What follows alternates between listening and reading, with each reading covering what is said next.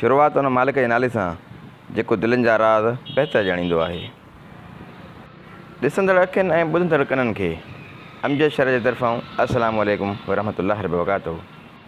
जीअं त जो असांजो सफ़रु आहे सखर बैराज खे ॾिसण जे लाइ मुख़्तलिफ़ हंधनि तां मुख़्तलिफ़ नज़ारा ऐं पिणु लैंसडाउन पुल ऐं अयूब पुल खे ॾिसण जे लाइ मुख़्तलिफ़ नज़ारा।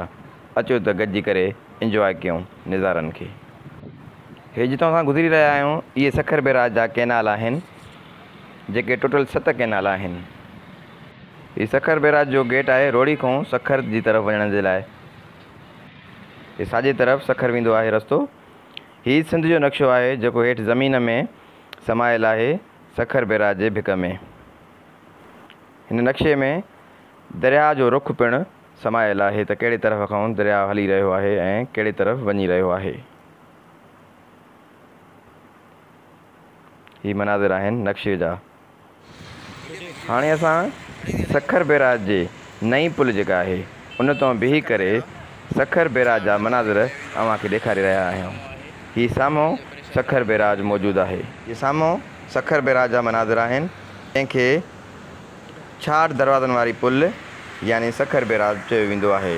ही पाकिस्तान जे सूबे सिंध में सखर जे शहर जे वेझो सिंधु दरिया ते हिकु बैराज आहे। बैराज 1923 खां 1932 ताईं बरतानवी हुकूमत जे दौरान ठाहियो वियो। हिन जो नालो लॉयड ब्रिज रखियो वियो।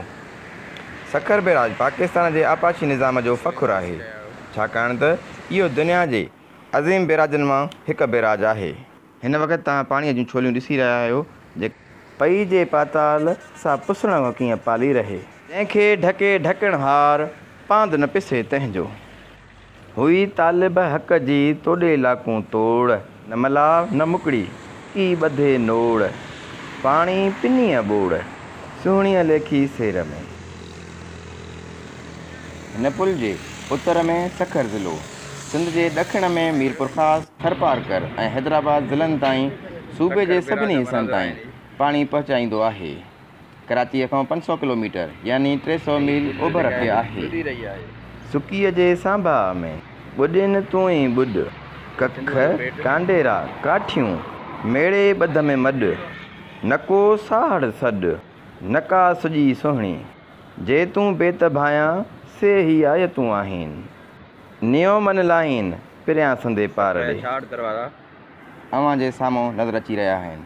हीअ आहिनि 66 दरवाज़नि वारी पुल, जंहिंखे सखर बैराज चयो वेंदो आहे। हिन जे खाॿे पासे 4 कैनाल आहिनि, जंहिंजा नाला नारो कैनाल, मीरवा कैनाल, रोड़ी कैनाल, अबुलवाह ऐं साॼे पासे में दादू कैनाल, राइस कैनाल ऐं खीरथर कैनाल आहिनि, जेके मुख़्तलिफ़ हंधनि ताईं पाणी पहुचाईंदा आहिनि। हीअ कुझु गेट बंदि करे कैनाल जी तरफ़ पाणी खे पहुचायो वेंदो आहे। यानी गेट इन करे रखिया वेंदा आहिनि त जेकॾहिं को मथां इलाइक़ो आहे त अॻियां गेट बंदि करे इन मथां इलाइक़नि ॾांहुं पाणी खे पहुचायो वेंदो आहे। हीअ तव्हां मनाज़िर ॾिसी रहिया आहियो बैराज खां, यानी बैराज वारी पुल खां। हे तमामु तेज़ी सां पाणी जी छोलियूं हली रहियूं आहिनि ऐं पाणी सफ़ा पंहिंजी मौज ऐं मस्ती में आहे। परियां नई पुल नज़र अची रही आहे। हे असां बैराज ते बीठा आहियूं, जेके तव्हां जे साम्हूं मनाज़िर पेश करे रहिया आहियूं। हे तमामु तेज़ी सां छोलियूं हली रहियूं आहिनि। पाणी हूअं आम ॾींहंनि में इलाही हेठि हूंदो आहे, पर हिन वक़्तु तव्हां ॾिसी रहिया आहियो मथां चौंबनि ताईं पाणी पहुची रहियो आहे। हे पाणी जो प्रेशर तमामु तेज़ आहे,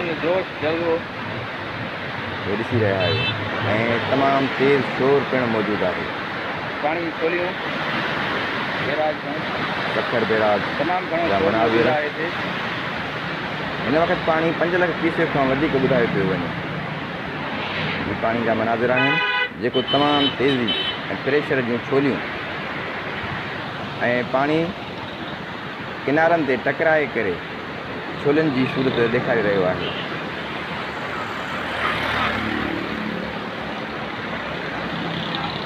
अचो त हुन तरफ़ त तव्हांखे मनाज़िर ॾेखारियो। हीअ आहे गेट वारी साइड, यानी हीअ गेट आहे, ब्लैक कलर जो गेट आहे। गेट जे हेठों मनाज़िर आहिनि, जेको तव्हां ॾिसी रहिया आहियो।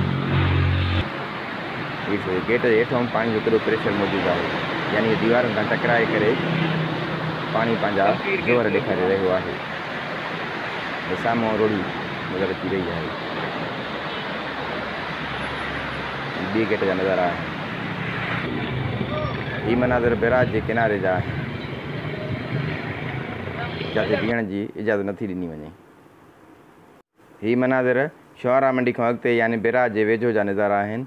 परे खां पूरी बैराज जो मनाज़र तव्हां ॾिसी सघो था, जेको साम्हूं सखर नज़र अची रहियो आहे ऐं हीअ बैराज जा मनाज़र आहिनि अव्हां जे साम्हूं।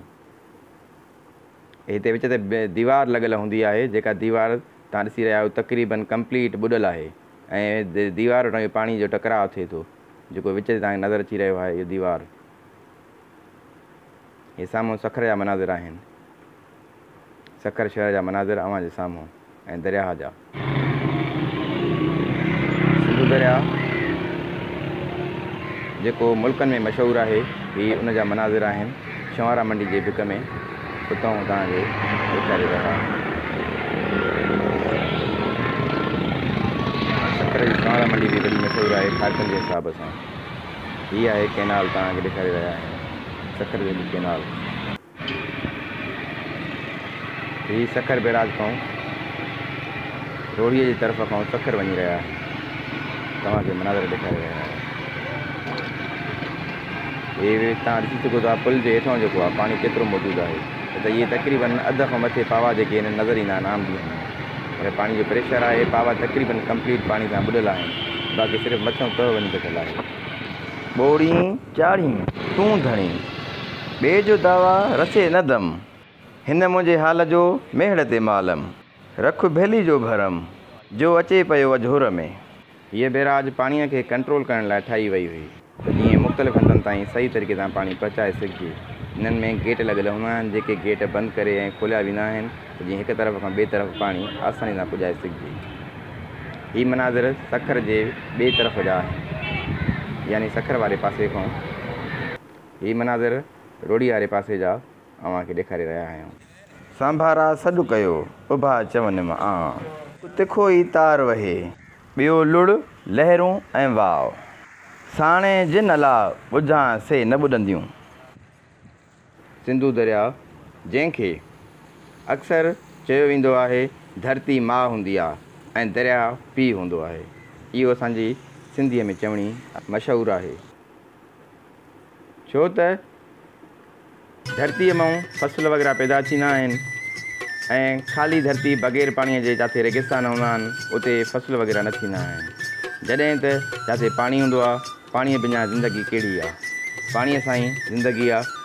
पाणी हूंदो त फसल बि थींदा, तंहिंजे करे पाणीअ खे, दरिया खे पीउ जो दर्जो ऐं धरतीअ खे, ज़मीन खे माउ जो दर्जो ॾिनो वेंदो आहे। हीअ आहिनि सिंधु दरिया जा मनाज़र, जेके अव्हां साम्हूं ॾिसी रहिया आहियो। सिंधु दरिया जे परे पासे खां सखर शहर पिणु मौजूदु आहे। सखर ऐं रोड़ी शहर खे मिलाईंदड़ रोड जे रस्ते 3 पुलियूं मौजूदु आहिनि, पर हिकु पुल जेका आहे पटड़ी ज़रिए यानी रेल जे रस्ते ज़रिए पिणु मौजूदु आहे, जंहिंखे अयूब पुल चयो वेंदो आहे। ॿी आहे लैंसडाउन पुल। लैंसडाउन पुल जेका आहे उहा तमामु पुराणी पुल आहे, जेका लोह ते ठहियलु आहे, जंहिंखे कैंचीअ वारी पुल पिणु सॾियो वेंदो आहे। उहा बि अॻिते तव्हांखे ॾेखारींदा हलंदासीं। उनखां पोइ आहे सखर बैराज। सखर बैराज जे आम्हूं हिकु नई पुल पिणु मौजूदु आहे, जीअं त हेवी गाॾियूं क्रॉस कंदियूं आहिनि। हीअ अव्हां जे साम्हूं बहितरीनु मनाज़र शेयर कयूं था।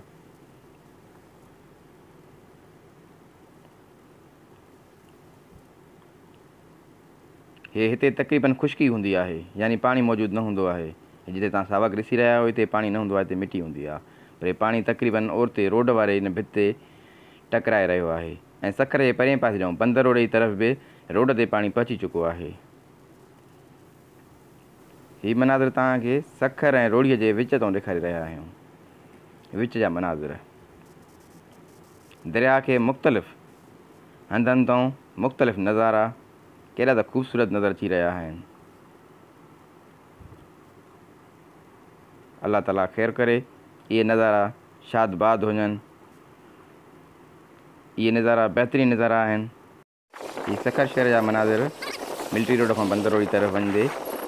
हीउ रस्तो वॉकिंग ट्रैक साइड में आहे ऐं साम्हूं लबे मैदान ऐं बैराज जा नज़ारा। हीउ साम्हूं गिलोब तव्हांखे नज़र अची रहियो आहे। काफ़ी माण्हू अची करे फ़ोटो वग़ैरह कढाईंदा आहिनि। सिंधु जे किनारे लबे मैदान खां मनाज़िर।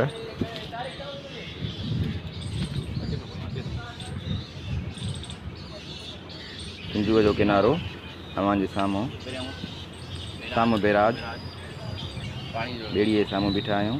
वक़्तु तमामु तेज़ हली रहियो आहे। इहे मनाज़िर आहिनि लबे मैदान जी तरफ़ खां। हिन नंढियुनि में ॿेड़ी ते सफ़र करण बि सख़्तु मना आहे ऐं काफ़ी इलाइक़ा ते वञण बि सख़्ती आहे, पर पोइ बि असां कोशिशि कई आहियूं जेतिरो वञी सघिया आहियूं। तव्हांजे साम्हूं मुख़्तलिफ़ हंधनि तां सिंधु दरिया जा नज़ारा। हीउ ॾिसो सिंधुअ जा नज़ारा, सिंधु दरिया जो पाणी तव्हांखे ॾेखारे रहिया आहियूं। हिकु मुफ़रद अंदाज़ सिंधुअ जे किनारे, सिंधुअ जो पाणी। असां वटि वॾे खां वॾी खोट आहे त हिते असांजे लाइ घुमण जे लाइ बहितरीन के उपाव न आहिनि। न त इहे जेकॾहिं ॿाहिरि मुल्कनि में शयूं हूंदियूं आहिनि त उते काफ़ी अहिड़ा इंस्ट्रूमेंट या बेड़ा वग़ैरह हूंदा आहिनि या स्विमिंग जा अहिड़ी शयूं हूंदियूं आहिनि जिते ट्रेनिंग बि ॾिनी वेंदी आहे ऐं सिखिया ऐं सेखारियो वेंदो आहे। पर हिते असां वटि को शऊर न हूंदो आहे। रुॻो मुहाणा वीचारा बीठा हूंदा आहिनि जेके हिकु जॻह खां ॿी जॻह ते सफ़र कराईंदा आहिनि ऐं काफ़ी माण्हू हिते ॾिनल हूंदा आहिनि। पर जेकॾहिं इहा शइ ॿाहिरि मुल्कनि में हुजे हा त भउ ख़तमु करे ऐं हिते सिखिया ॾिनी वेंदी आहे। स्विमिंग जो बि तरीक़ेकार सेखारियो वेंदो आहे ऐं मुसीबत अचणु वक़्तु पाण खे कहिड़ी तरीक़े सां बचाइजे उहो पिणु ट्रेनिंग ॾिनी वेंदी आहे। पर असां वटि तालीम ऐं शऊर जी वॾे खां वॾी कमी आहे, जंहिंजे करे हिते न तालीम सही तरीक़े सां ॾिनी वेंदी आहे ऐं न ई को शऊर, न ई कहिड़ा प्राइवेट इदारा आहिनि जेके हिते सिखिया ॾियनि।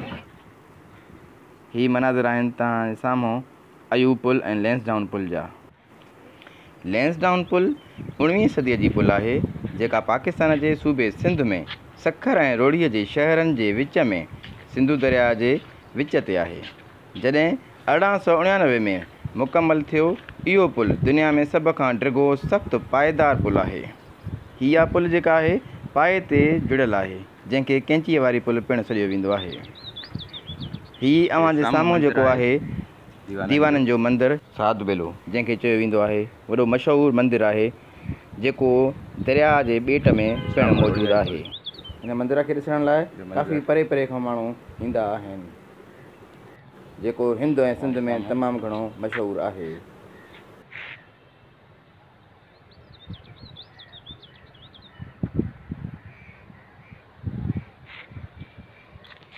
हिन वक़्तु हिते पाणी काफ़ी चढ़ी आयो आहे। हूअं आम ॾींहंनि में हिते पाणी न हूंदो आहे, सिर्फ़ु ॿेड़ीअ जे ज़रिए परते सफ़र कबो आहे। लैंसडाउन पुल जॾहिं ठही तयारु थी वई त उते रेल हलाइण लाइ कोई माण्हू तयारु न हुयो, को शख़्स तयारु न हुयो त असां रेल हलायूं, छो त इहे कैंची वारी पुल हुई बग़ैर कंहिं पिलर जे, यानी हेठां को सपोर्ट न हुयो। हिकु कुंड खां ॿिए कुंड ताईं काई सपोर्ट मौजूदु न हुई। इन करे कोई बि ड्राइवर हिकु पासे खां ॿिए पासे वञण जे लाइ ट्रेन खे हलाइण जे लाइ तयारु न हुयो, छो त इन पुल खे खूनी पुल पिणु चयो वेंदो हुयो। जंहिं वक़्तु पुल जी तामीर हली रही हुई त कई मज़दूर ॿुॾी मरी विया हुया। तंहिं करे कोई ट्रेन जो ड्राइवर तयारु न हो त असां इन पुल तां क्रॉस करायूं। उन वक़्तु हिकु शख़्स जेल में सज़ाए मौत जी सज़ा काटे रहियो हुयो। अंग्रेज़ हुकूमत उनखे ऑफर ॾिनी त जेकॾहिं तूं ट्रेन हिकु पासे खां ॿिए पासे क्रॉस करे वएं ऐं बची वएं त तुंहिंजी सज़ाए मौत तब्दील कई वेंदी हयातीअ में, यानी सज़ाए मौत ख़तमु कई वेंदी। ऐं उहो राज़ी थी वियो। उनखे क़ैद मां कढी करे ट्रेनिंग ॾिनी वई। उनखां पोइ हुन ट्रेन हिन पुल ते क्रॉस कई। जॾहिं पुल तां क्रॉस करे वियो त उनजे माइटनि ख़ुशीअ मां सिंधी लोक गीत ॻायो, जेको अॼु ताईं तमामु घणो मशहूरु आहे, हर शादीअ में ॻायो वेंदो आहे। जेको गीत आहे हो जमालो, यानी जेको खटी आयो ख़ैर सां हो जमालो, जेको सखर वारी पुल ते हो जमालो, छो त हुन जो नालो हुयो जमालो शीदी, जंहिंजे करे हो जमालो हुन ते लक़ब पइजी वियो ख़ुशीअ मां। इहा पुल चाॿीअ ते खुलंदी हुई ऐं बंदि थींदी हुई, जंहिंजे करे कैंची वारी पुल सॾियो वेंदो आहे। तव्हांजे साम्हूं आहे जेका ॻाढ़ी पुल आहे। उन खां पोइ आहे अयूब पुल, जेका तव्हांखे साम्हूं नज़र अची रही आहे, झूले वारी पुल। अयूब पुल जेका फील्ड मार्शल मोहम्मद अयूब ख़ान सदर पाकिस्तान जे नाले पुठियां पई। पाकिस्तान जे सूबे सिंध में रोड़ी ऐं सखर जे विच में सिंधू नदीअ मथां रेलवे पुल आहे। पुल जी ड्रैग अटकल 806 फुट, क़द 247 फुट।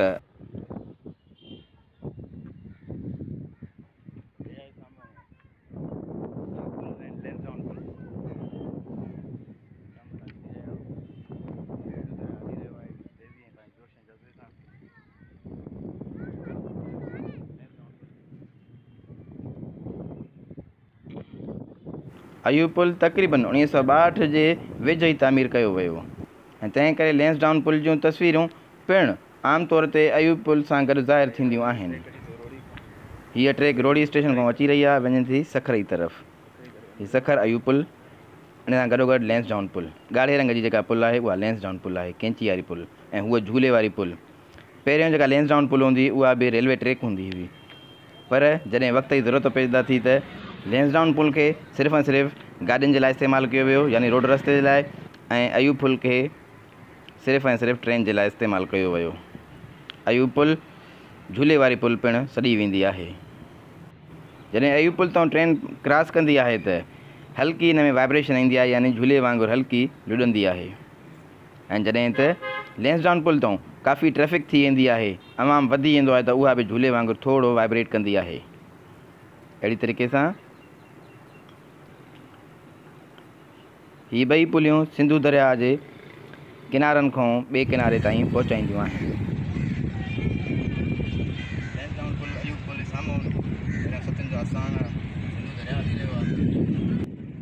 हिन जे अपोज़िट में सतनि जो आस्थान आहे, यानी 7 सहेलियुनि जो आस्थानो, उहो पिणु मौजूदु आहे।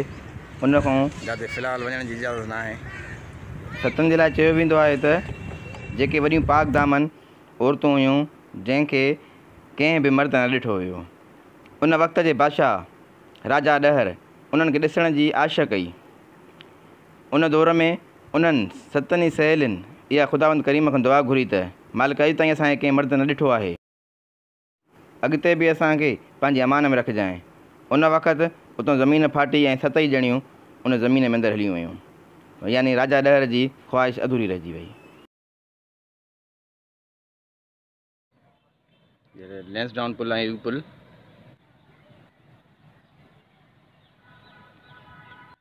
सतनि जे आस्थान ते ॿियूं काफ़ी क़बरूं पिणु मौजूदु आहिनि। जेको पहिरियों बखर जो गवर्नर हुयो, उन जी पिणु हिते क़बर मौजूदु आहे, ऐं ॿियूं काफ़ी बादशाहनि जूं क़बरूं मौजूदु आहिनि। पर हिन वक़्तु मथे आस्थाने ते वञण जी इजाज़त न आहे, छो त पाणी जो प्रेशर तमामु घणो आहे। साम्हूं आहे असांजे अपोज़िट में जेका आहे सखर बैराज आहे। हीअ राजा मनाज़िर सखर बैराज जा बंद तां आहिनि। जेको साम्हूं सखर नज़र अची रहियो आहे, पोयों अयूब पुल ऐं लैंसडाउन पुल, उन जे आम्हूं साम्हूं सखर बैराज जा मनाज़िर मौजूदु आहिनि। हीअ राजा मनाज़िर आहिनि। हिते हर वक़्त जा पंहिंजा नज़ारा आहिनि। प्रेशर खां वधीक आहे, जेको माना बोड में जेको इस्तेमालु थींदो आहे पाणी, उहो ओतिरो आहे। अला ख़ैर कंदो, हिन पाणी जो प्रेशर जेको आहे डाउन थी वेंदो। कुझु ॾींहंनि में हिन पाणी जो प्रेशर डाउन थी वेंदो। हे तव्हां ॾिसी रहिया आहियो पाणी लहरों।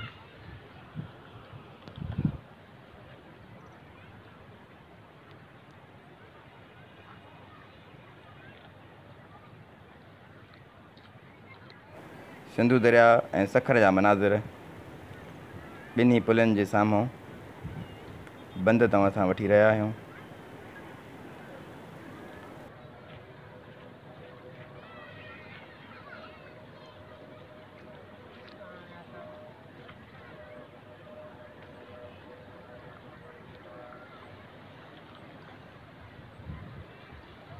पाणी जो प्रेशर तमामु तेज़ी सां हली रहियो आहे।